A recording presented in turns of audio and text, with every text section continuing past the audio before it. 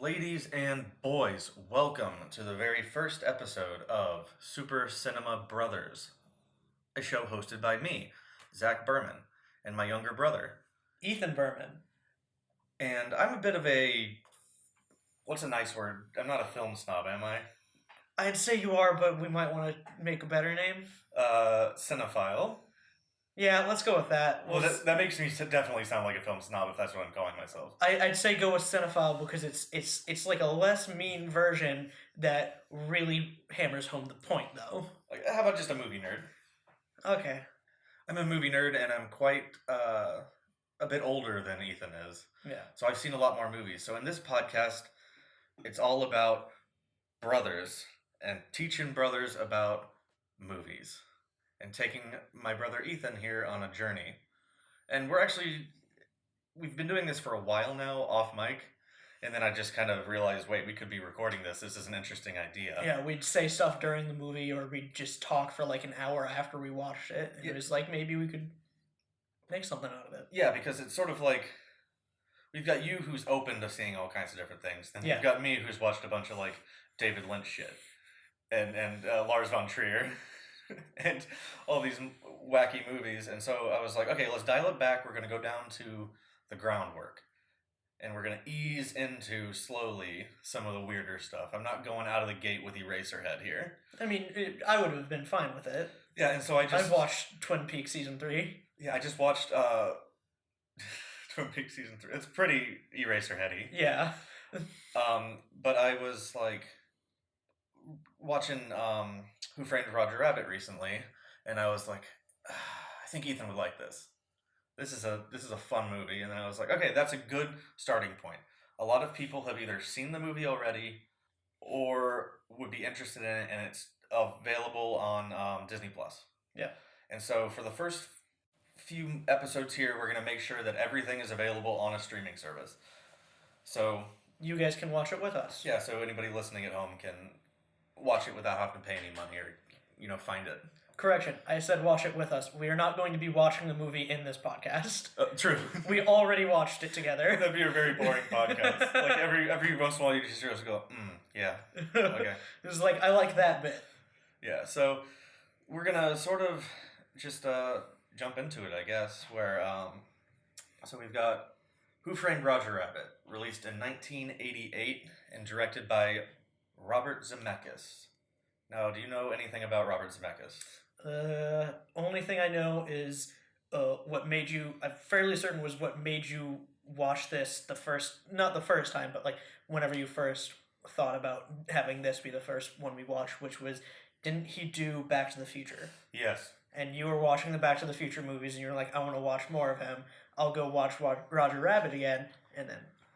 So that's all I know. So he did Back to the Future, and before that he had two movies I've never seen called Used Cars and... what was the other one? It's something like I Want to Hold Your Hand? I think that's right. A movie about the Beatles. I think I've heard of that one. Yeah, and so he got... I don't know anything about it, but I've heard of it. Back to the Future, and it was a huge success. Yeah. And then he did another movie called Romancing the Stone, which I've actually never seen. But it's like a adventure movie. Yeah. With Kathleen Turner. And so now he's got this one. And they give him, how much, what was the budget? $50 million to make this thing. And it looks like they made it on like $200 million. Yeah. It's amazing. They did a lot with that budget. Yeah, and so it ended up being, it won 3 Academy Awards for Best Editing, Sound Effects Editing, and Visual Effects. And it is in the Library of Congress. Was the visual effects one, was that after that had become like an actual thing they did, or was it one of the special achievement ones? They had already done it. That's what I thought. Because Star Wars won. That's right. That was like when they... Yeah, and that was 10 years earlier. It was around that time that they started. Okay, so this was actually a full-on Oscar. Yeah, so let's just kind of jump into this movie. It really starts off probably the best way it could have with just a full-length cartoon. By the way, that is the best-looking cartoon I've ever seen. Oh, yeah. With, like, the weird, like, almost 3D look whenever he's, like, flying around the room, and it's, like, elongated and everything. Mm-hmm. and it looks fantastic. Yeah, the premise of all they made 5 of them, I think. I owned the VHS tape with all of them when I was a kid.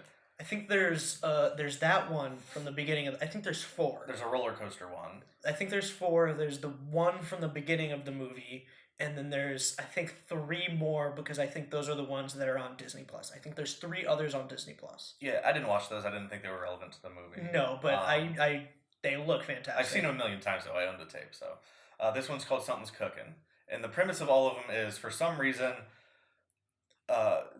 Roger Rabbit is always left to look over Baby Herman, even though he's a fuck up and can't walk 2 steps without like falling over.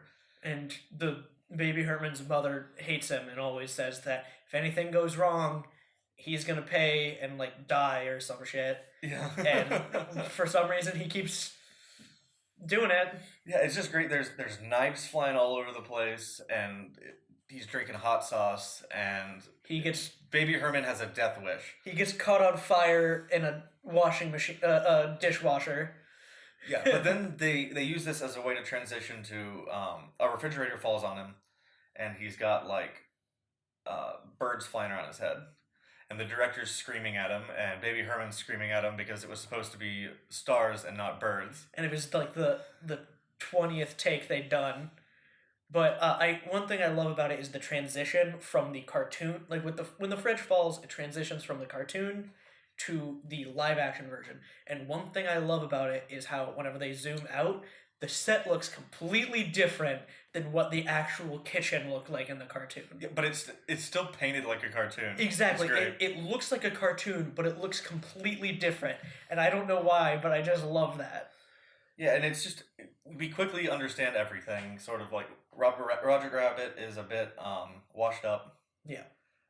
He doesn't have that spark he used to have, and Baby Herman's a dick. And we get a hint in this part of things to come, where he looks up a lady's skirt as he's leaving the room. And we'll be getting to that later, but it's also he keeps hitting himself on the head, being like, I can do it, but he still can't Every do time he does, it's something else. Like, it's butterflies at one point, I think. Yeah. And then, like, music notes, but, like, he can't get it right. He does it, like, 12 times, and each one is a different one. My note says Roger can't get it up. That's a good way to say it. And so basically we're in 1947 in LA. And there's a man named Eddie Valiant. He's played by Bob Hoskins, Super Mario himself. Oh my god, that's true. I forgot that he was the Super Mario. He was Mario. Yeah, and then who was Luigi Mario? I don't want to think about that. That's where that came from, right? Yeah. Their last name is Mario? Yeah, it came from the movie. Oh my god. And now, when they were casting, the first choice was Harrison Ford. Which I love Harrison Ford, and I think he could have done a good job, but... It would have been different. Yeah, they also wanted Chevy Chase. Chevy Chase, horrible person. He's not like a horrible person. He's just an asshole. Yeah, he's not a horrible person. He's just a dick. But I'm very interested. I would be interested to see Who Framed Roger Rabbit with Chevy Chase. Well, the reason they did that because he had a successful couple of movies called Fletch. And then they wanted Bill Murray, who I also think would have been good, but I don't think he would have been. Yeah, as good. That's the one of those ones we've said so far, including Bob Hoskins. I think that's the one that would have been the most different from the rest. Well, here's the different one. It was turned down by Eddie Murphy. That would have been a completely different movie. Yeah. But a very fun one. It would have been good. More Beverly Hills Cop. Exactly. I think. And I love that movie, so. And then some more people who were considered Robin Williams, Robert Redford, Jack Nicholson. Robert Redford? Stallone. Oh my god. Wallace Shawn. Now that one is inconceivable. God, all of those are fantastic. And then my boy, Ed Harris. Oh, Ed Harris. I want that. Yeah. I love him.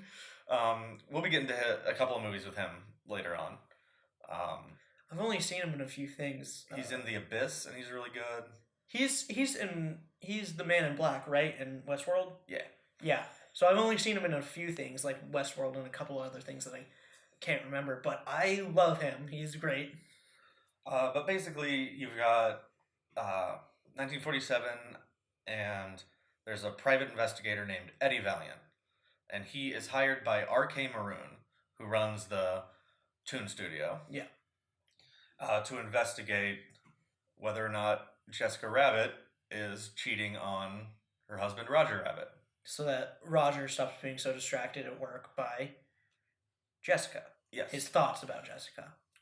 Yeah, and I like the way they set up his character. He's kind of like, he does not belong in this movie. He belongs in an actual serious noir movie. And that's what's great about this movie. As we get on, we'll get more into how you look at it and you're like, oh, I know what that movie is. And then you watch it and it's nothing like that. Like without the tunes, it would have just been a normal noir film. Oh, yeah. And then you just put cartoons in it, and then it's still that part noir film, and then also a little bit that weird cartoon hybrid movie, and it's great. It's not a cartoon movie doing a noir. It's a noir that has cartoon characters in it. And I like the scene at the beginning where the streetcar's going down, and he runs after it, and he jumps onto the back with a bunch of kids, and there's another kid, and he helps the kid get back up there. And then after it cuts to whenever he's back at his office, and he jumps off, and like all the kids say bye to him. He's like, yeah, bye, and he's like, thanks for the cigarettes. Yeah. But real quick, that does get that part real quick, talking about him jumping on the car. It does get me to one of three things I wanted to talk about, which is 3 different times where it's the only time that I felt like the special effects weren't as great. Where every other time they're perfect. They're almost completely perfect. The only situation is this first one right here is whenever he's going through the studio and he gets on the car, the shadows are just so slightly off.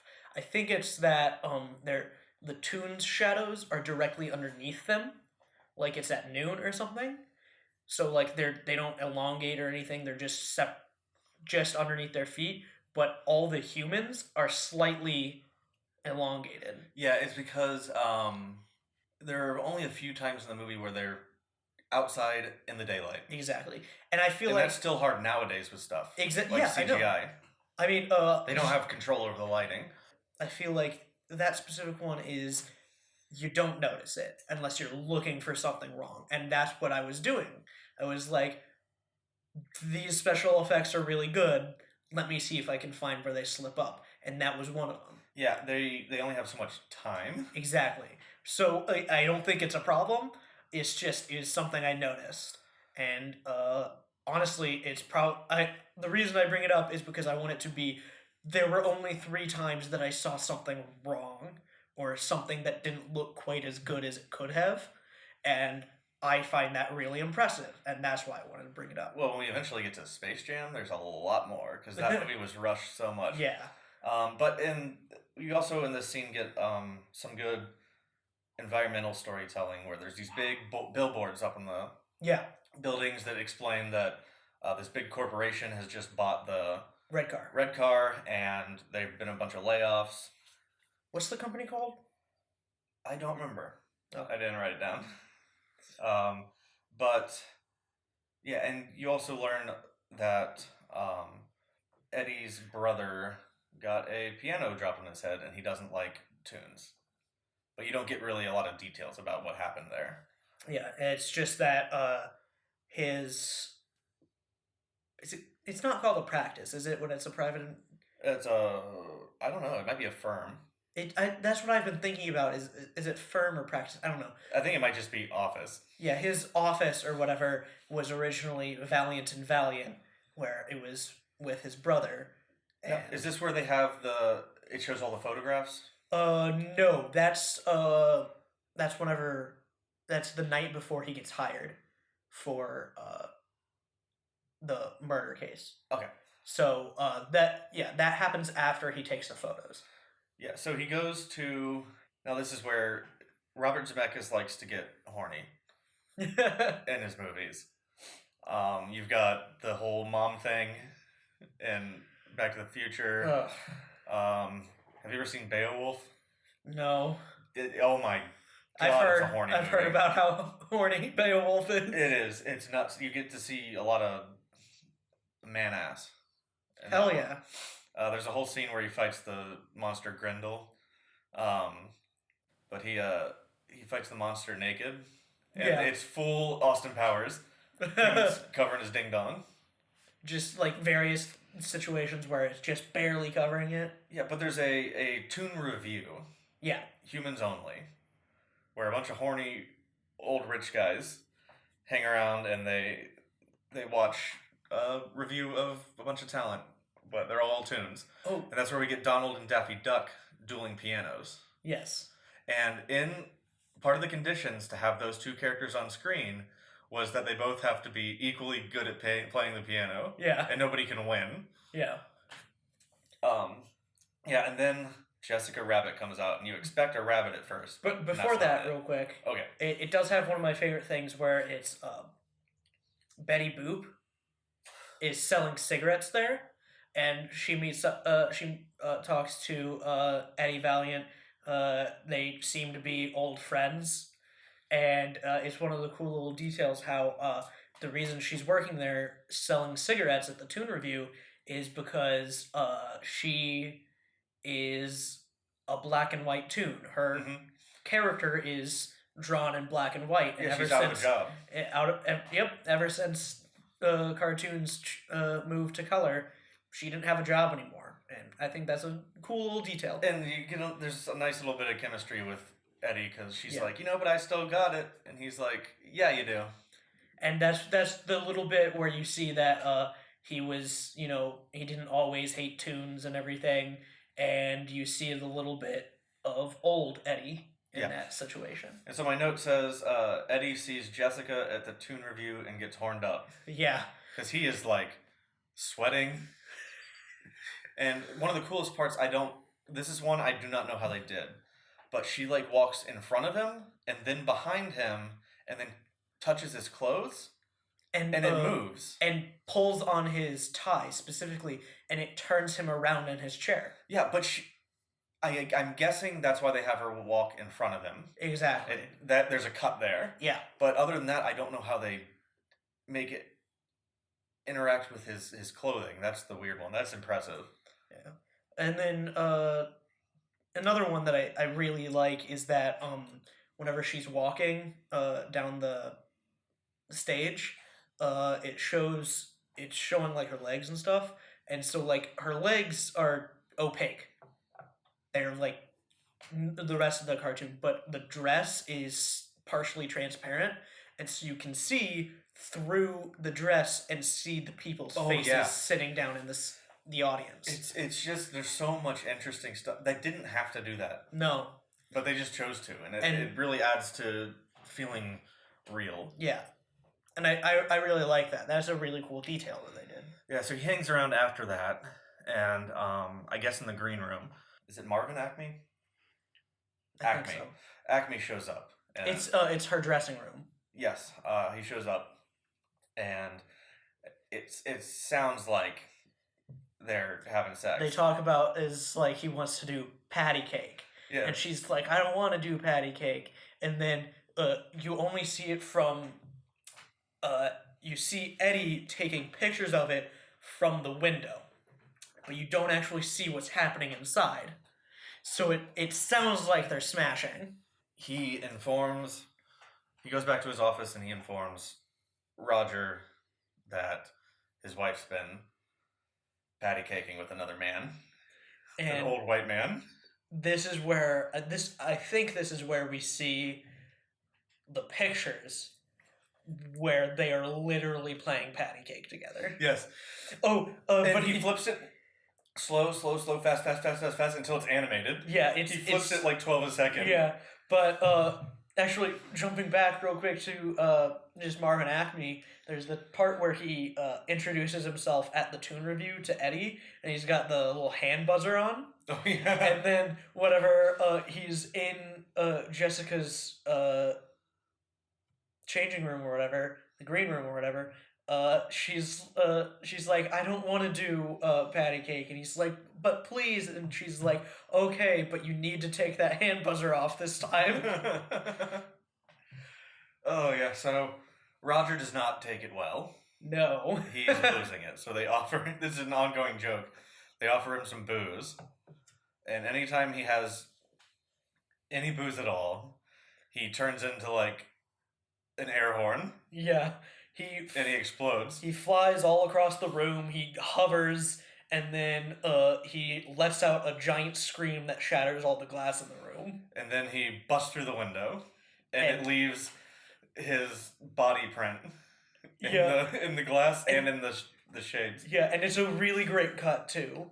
And I also love it because like they're actual shades, so like after that happens, like they move and like, but there's still the cutout of Roger. But it was a really good cut. It's just, I really like it. It's great. Oh, and then now here we go. It's Eddie Valiant and his brother Teddy Valiant. That's right. And this is the scene where we get more environmental storytelling. This movie is basically like BioShock. Like every scene, there's something to pick up to tell you what happened there. But it's just a really good way. He's drinking. There's like jazz music playing, and it's dark, and he's just sitting there and brooding like he's Batman. And it tells you the story of like him and his brother's relationship and all how they were like inseparable, and they did everything together, and they went out and they solved all these cases, and they saved Goofy from getting framed for something. Can't remember what it is, but real quick, since they're at the office, it does bring up one of my favorite things, and it's not something if I know it existed before or anything, but in the corner of his office, he has the big wall of filing cabinets. Oh, yeah. And only the ones on the very edge of the actual thing are actually filing cabinets, and the ones in the middle are a Murphy bed. Oh, yeah. So it's like you walk in and you look like, wow, that guy has a lot of files. He does a lot of stuff. And then he pulls down one, and it turns almost all of them into fucking Murphy bed. Yeah. And so he gets into bed fully clothed. Yeah. Because he's an alcoholic and he just drank a bunch. But somebody's in bed with him.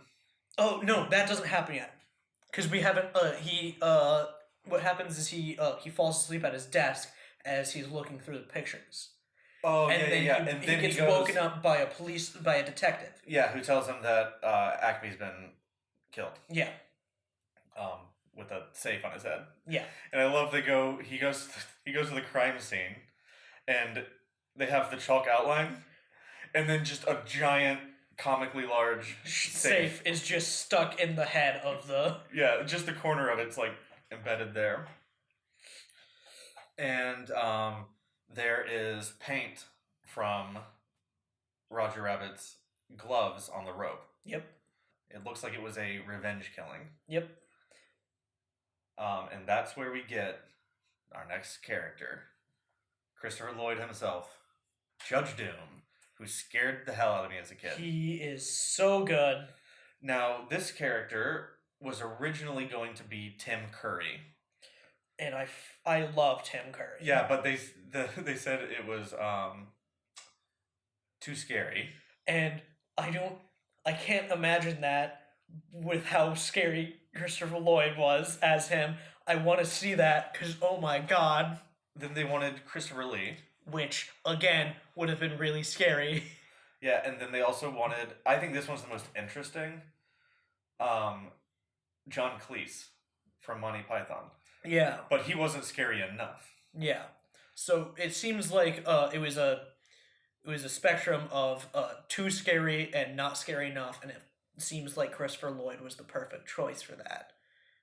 He was right in the sweet spot where they wanted him. They wanted him because he already knew Zemeckis. Yeah. And they liked him in Star Trek III, The Search for Spock. Where he played a Klingon. Oh my god, that's great. I did not know that. Yes, they were like, oh, he can do a bad guy. I didn't know he was in Star Trek 3. Yeah, you never have to see that movie, by the way. No, I want to. That's not very good. That's the only thing stopping me from watching Star Trek 4, Zach. is that I for no reason at all, I want to watch Star Trek 3 first. Oh, you haven't seen 4? I haven't seen 4 because Okay.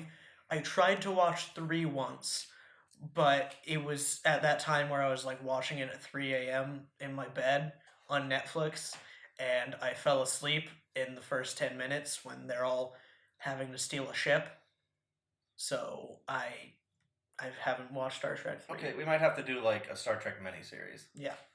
Because you haven't seen Motion Picture either. No, I didn't want to. I didn't care to watch motion picture. Okay, you don't need to. I've seen Star Trek 2 Okay. So multiple you times. just need 3, 4. Yeah. 5 is the worst one. Yeah. I love 6. You do? Yeah. The So, Undiscovered Country. It's a Cold War thriller. I do think I need to rewatch 2, just because it's been so long. It's one of those ones where it's like, the last time I watched it, I didn't really understand movies. I didn't really fully comprehend the plot, really. It's pretty good. It's so good that they just keep remaking it. Mm-hmm. Yeah. It's literally the same plot, basically, as, obviously, Into Darkness. Well, isn't Into Darkness just the episode, basically? It's both. Oh, yeah, that's right, because Kirk. But no, Star Trek Beyond is the Federation did something bad to this guy, and now he wants revenge. Yeah. And the Enterprise crew pays for it. It's the part of Wrath of Khan that they didn't include in Into Darkness. So they're like, all right, we'll make a different movie about that stuff. I like Beyond. I think it's one of the best Star Trek movies, not just from the reboots. But I like the reboots. I think Into Darkness is the weakest of the reboots. Beyond is the best. I love it. Mm-hmm. Anyway, I could talk about Star Trek all day. Sorry, we got very off track. But yeah, we will be getting to some Star Trek stuff eventually. Because I wrote First Contact in on my list of things to show you. That's 6, right? No, that's the Borg. Oh yeah, that's TNG. Just because it's an action movie. Yeah, that's TNG movies. With Picard. 6 is Undiscovered Country, right? Yeah. That's the Cold War.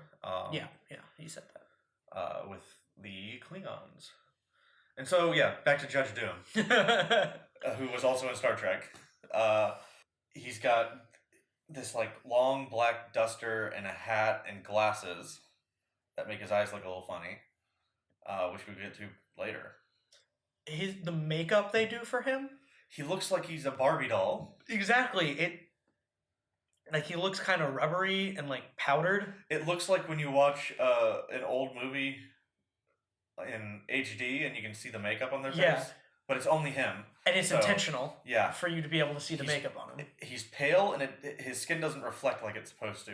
So he's instantly in the uncanny valley. And he comes in and he's just like, I hate everyone. And he's like, we got a tune problem. But I got the dip. Oh, but it also, the detective gives some very important backstory that I didn't actually pick up on the first time I watched it. I picked up on it the second time I watched it, where Valiant says, that guy's a judge.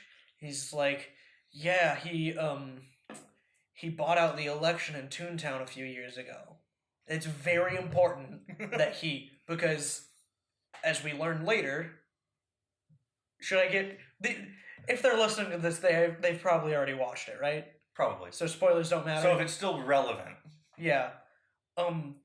It's just that he already knows. Later on, we learn that Teddy Valiant was killed in a bank robbery by Judge Doom. Yeah. So Judge Doom stole all that money and then used it to buy out an election. Yeah, so maybe don't let the guy named Doom steal an election. Okay, so we've got But yeah, that's an important thing. So he's got the dip, which is a mixture of like turpentine and some other stuff. It's basically a giant it's like barrel of paint thinner. Yeah, 3 different types of things that get rid of paint. And he dips the poor little shoe in there. And the great detail is that he puts on really big gloves because he can't do it because he's a toon. Out of movies I've seen recently, this is like the second most effective death. Yeah. After I watched 1917 recently, and that one has a really Yeah.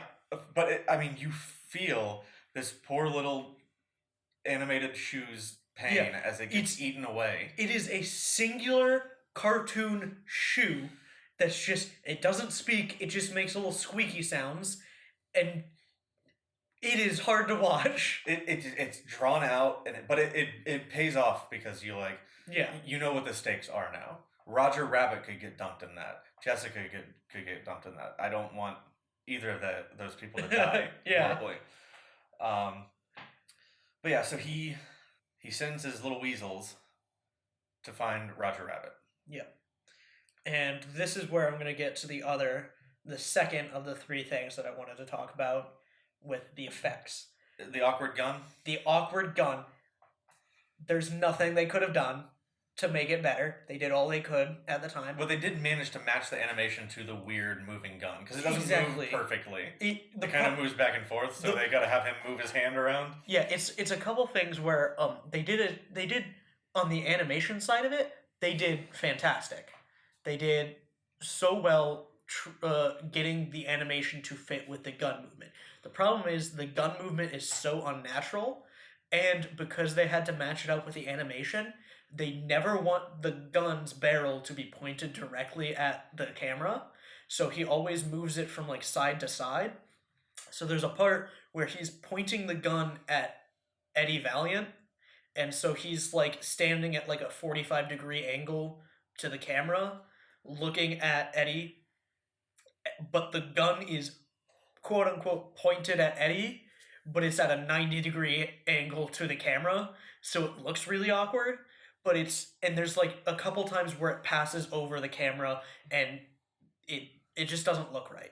And that's one of the only two that like I notice, and I feel like everybody else will notice. But this is when he first gets home before this happens, and that's where he discovers Roger in the bed. Yep, when he gets in with his clothes on. And he's like, "You got to get the hell out of here. I don't want you in my house." Uh-oh. The weasels are here. So he sets it up so he shoves Roger into the sink. Oh, let's say he's handcuffed at this point. Oh yeah, Roger handcuffs himself to Eddie. And then tries to hide himself in a cabinet. So he has to he acts like he's washing dishes while these weasels come in and look. He's washing his socks and in the sink. And Roger can't die, so he can't drown. But anytime a weasel looks away, suddenly he has to take a breath. Yeah. So he comes out, and this is the best shot in the movie, I think, is he's washing, and he comes out, and he spits water. Yeah. An animated character spits water in this movie, and it's real water. And it's because they had a little, like, arm and nozzle that could come up and shoot it out. Yeah. That just happened to be the right size that they could just animate right over it. And he successfully tricks the weasels into thinking that Roger's somewhere else, right? Yeah. And so we were just talking about, in this scene, it has both the worst and best effects, and some of the best effects in this entire movie, with the water and the gun. And I can't think of any other movies where you can talk about the worst effect and it's still like a 7 out of 10 grade. It's still really good because they did the actual effect of it, which was the animation to have him carry it, worked flawlessly. It's the robot that fucked it up. Yeah, I'm trying to think of like another movie with really good special effects. Avatar. There are a couple of parts in Avatar where like when the special effects are bad. Yeah. It's bad. It like ruins it. The green screen's not quite right. The lighting doesn't work right. And it's like you just didn't plan it right. They planned everything right. It's just some of them they had to take shortcuts to get it to work. Yeah. Like with the gun. And then there's things like Lord of the Rings, where something that the worst effect that I've seen that like whenever you know it's there, you notice it, is something that I found out about whenever it's whenever they're at Isengard and they're going down below into the caves and everything underneath with all the orcs and shit. Mm-hmm. Which first of all was a mini It was a giant mini set. Oh yeah, the scene where it looks great unless you go frame by frame by Exactly, frame. but there's a couple things there. But like, first of all, the way they did it was very impressive. Where it's a giant mini set, probably about the size of the room we're currently in, where they had a camera set up. They had a long tube connected to the lens, and then they had like it was basically like a periscope Oh, nice. that they sent down into the different tunnels. But the problem is that they overlaid people working down inside. And the one thing that you will notice that looks really bad is there's two different sets of people that are only there for about like 3 frames that they did not add motion blur to. Oh yeah. And so that's the worst effect. And if you know it's there, you will see it every time. But you will never notice it unless it's pointed out to you, or if you're going frame by frame. Or you just watch that movie so many times like I have. Yeah, but like that's the worst effect.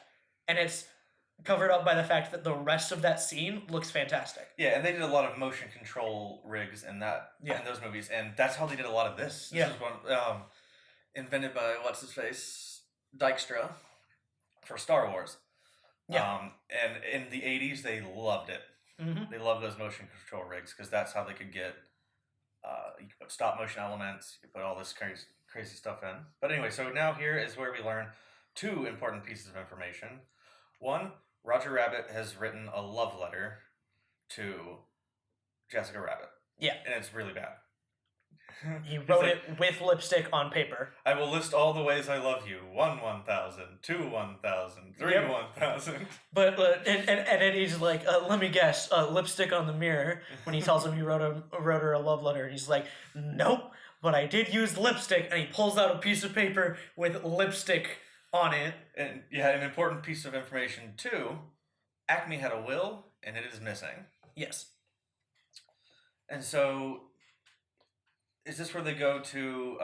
They go to his girlfriend's bar. The one over the red car, like stockade. Yeah. What would it be called? For what? The like station.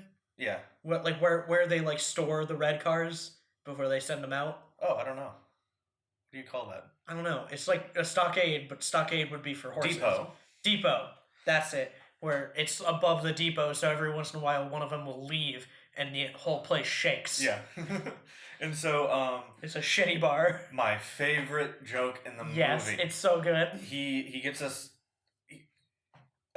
like hacksaw and he starts sawing away at the handcuffs. Oh, but it's on a box and it's wobbling. So Roger takes his hand out of the handcuffs and holds it and he goes, "Is that better?" And he's like, "Yes." And he's like, "Wait, what?" And quickly Roger runs back around and puts his hand back in the handcuffs. He goes, "You could have gotten out of this at any time." And he goes, "Only when it's funny." Yeah.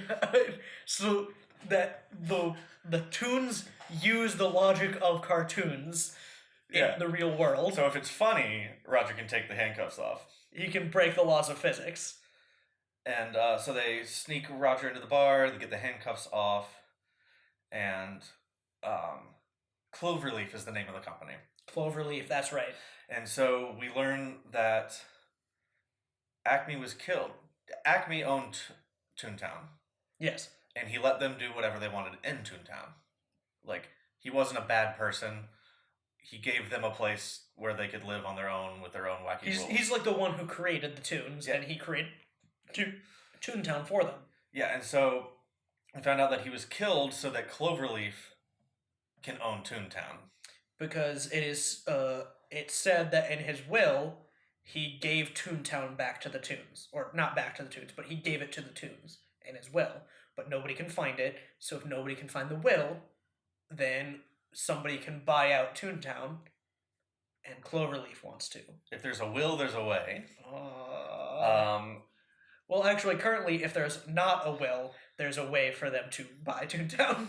And so the weasels make the way there. I don't know how they keep finding the right place because once they're there, they can't. They're useless. Yeah, they're idiots.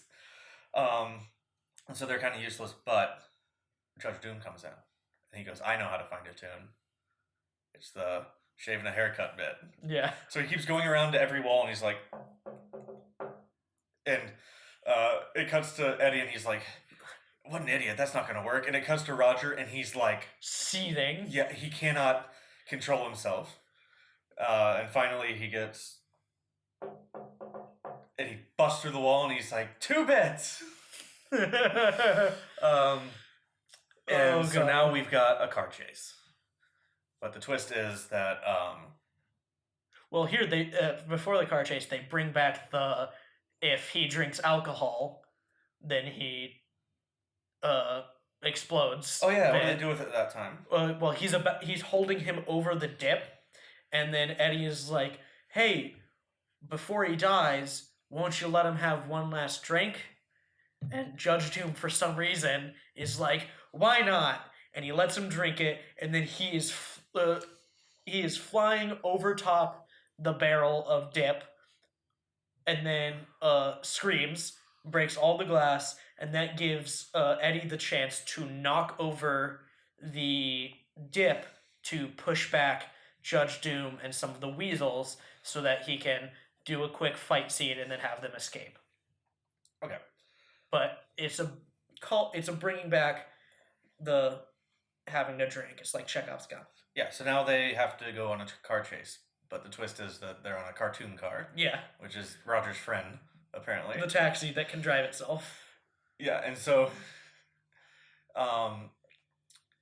it's real fun. Because you have Bob Hoskins is like a small little fat man.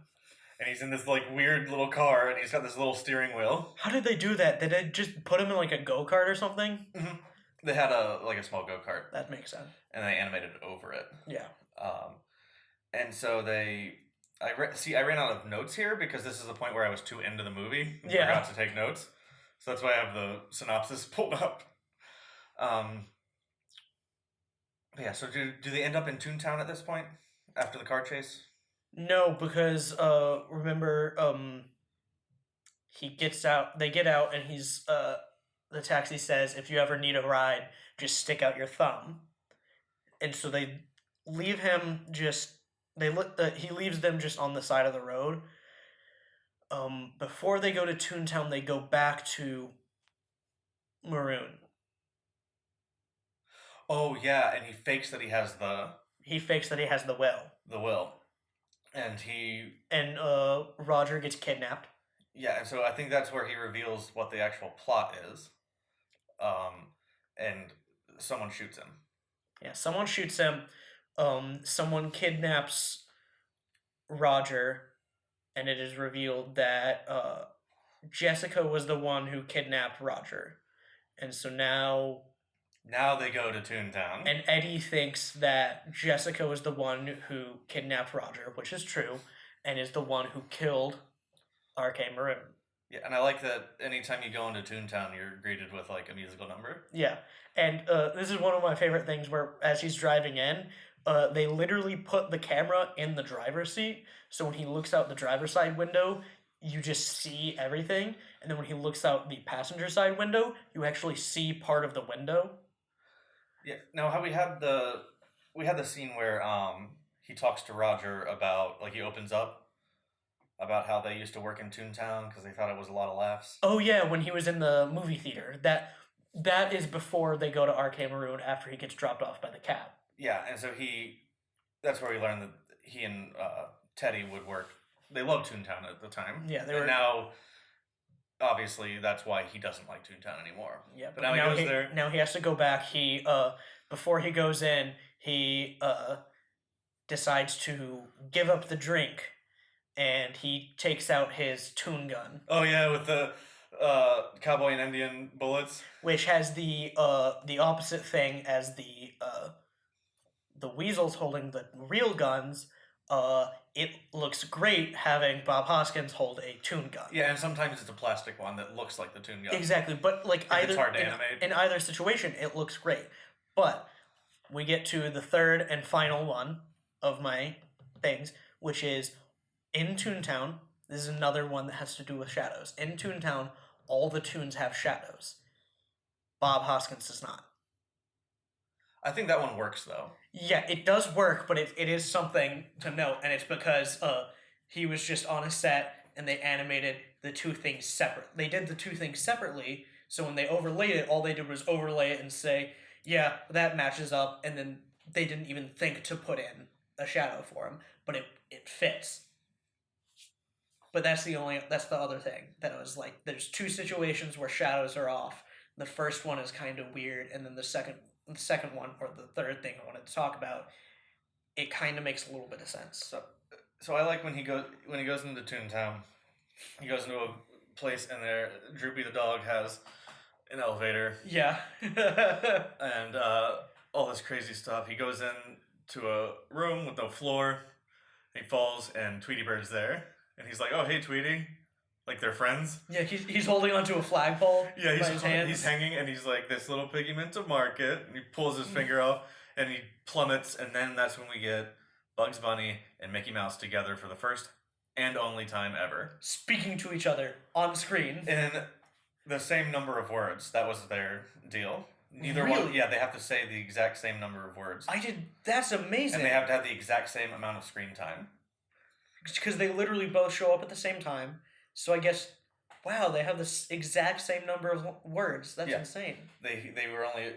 That was the only way they could get away with it. I don't understand why. I think it's dumb, but it's business. Well, it's because neither of them can appear to be superior to the other. Although, very obviously, Mickey is superior because he's not the one who gives a spare tire to Eddie instead of a parachute. It's kind of a jerk move. Yeah, so very clearly Mickey Mouse is the superior one over Bugs Bunny, but hey, you know what? Okay, so what happens after Toontown? Well, in Toontown, he meets up with Jessica again. Yes. And I think that is where they run out of Toontown. I think that's where he finds out that the will is... No, is that where he finds out the will is actually Roger's love letter he wrote? That's at the very end. That's at the very end. Okay, it's revealed here that the will was given to Jessica. That's right. To keep track of. And also here it's revealed that Judge Doom is the bad guy, I think. Yes. Doom killed Acme and Maroon. That's what it is. That's what's revealed here. Those two things. And so they start... This is where they get captured. Yeah, they start to leave in the cab because he puts out his thumb as they're running away because he uses his thumb to point in a direction to run away because the weasels are chasing him, and the cab shows up, and then the cab drives over some dip and melts his tires, and they crash and they get captured. Yes, and so here we are at the climax. They're at the Acme factory and they're tied up, and it's revealed that Doom's plan was to use the dip and the will to destroy Toontown so that he could build a freeway. Yep. Which is kind of a weird twist, but it's actually like a thing that happened. Yeah. Where these companies were taking control of areas so that they could destroy places so they could build highways. And like that's part of the thing with he is the sole shareholder of Cloverleaf. And so he bought out the red car so that he could get rid of it, and so people would have to use the freeway, so that then he could build the freeway and set up gas stations and motels and fast food restaurants all along the freeway. He's so into it. He's obsessed with the capitalism of it. Yeah, it's pretty ridiculous. So now it ends up with Jessica and Roger tied up, and the dip is coming for him. Yeah, the giant dip Willy Wonka machine. And the weasels have to be defeated. And Eddie gets the brilliant idea to make them laugh themselves to death by doing like a full-on vaudeville routine. Yeah, because he's doing comedy bits. Throughout the movie, they had the one of the weasels, the lead weasel, whenever another one would laugh, he'd say like, "Oh, you're gonna laugh yourself to death." Yeah. And because they're toons, that's true. Yeah. And so that's literally the rules for them. But they don't really die. They just turn into ghost cartoons. They turn into ghost cartoons and then fly up, and they're not able to do anything except for the crazy one, who even as a ghost, he's able to fuck with Eddie. Yeah, so I just love this whole vaudeville act. He's singing, he's dancing, he's juggling, he's doing all kinds of crazy cartoon stuff. And it's very out of character for him, so it's very fun. Yeah. And Bob Hoskins is just committed to it. He's like committed to the bit. And he's like, I'm going to do this the best I can, and it pays off. It's so good. It's so weird looking at him doing that. But yeah, so he defeats the weasels, and through a series of wacky scenarios, he's able to keep Roger and Jessica safe. And in the hijinks, like, it's revealed that Doom was the one who killed Eddie's brother. Yeah, Doom is actually a toon. He's actually a toon. A suit. A skin suit. He's got a really high-pitched helium voice. Yep. And crazy eyes. And he is... Because there's the part where it's just the crazy eyes popping out of Christopher Lloyd's face, which is fucking terrifying. He gets run over by a steamroller and, like, flattened. And then he inflates himself back up. Yeah, and then he eventually melts, and he quotes Wizard of Oz. Yeah. He's like, I'm melting, oh, what a world. And then we finally get our denouement, where at the end, it's revealed that Roger had the will the whole time. Because turns out that the blank piece of paper he used it on was using Acme's disappearing, reappearing ink. Disappearing, reappearing ink that was used earlier alongside the hand buzzer back all the way at the Toon Review, where what does he do? He sprays the ink on Eddie's shirt, and Eddie gets really mad. And then it disappears, and he's like, see, it's all okay.